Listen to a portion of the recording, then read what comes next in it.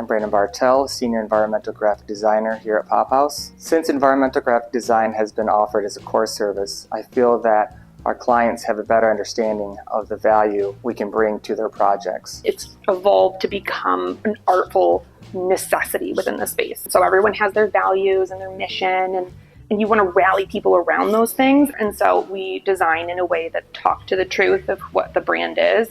And then if it's in a different location, we can change based on colors and materiality very simply, but like the essence of what it's saying should maintain truth and be able to scale and spread across different sites. As a team and as a designer, I try to be mindful of trends happening. We try to design for longevity.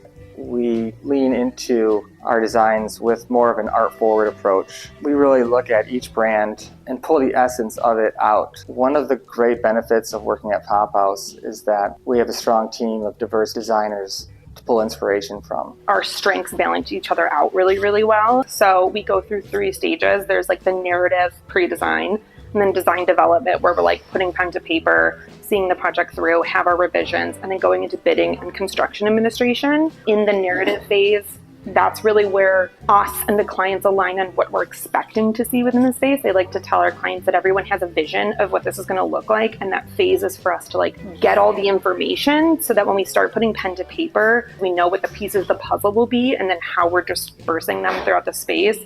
By the time our clients start seeing what could be on the wall, we really know what should be on the wall. We understand the value of the design process from the creation of a narrative all the way to design development, fabrication, and install. Every part of the design process is equally important. As a creator, I'm always trying to be aware of my carbon footprint. I'm always trying to be mindful of the materials I select. I rely a lot on our vendors and fabricators to help source eco-friendly materials. I think our separator is that we're just very humble, and we understand that we're part of a vision for an overall space, and we're not trying to work against that or develop something that's not the right thing for that piece. We don't do just 2D graphics or logos on a wall.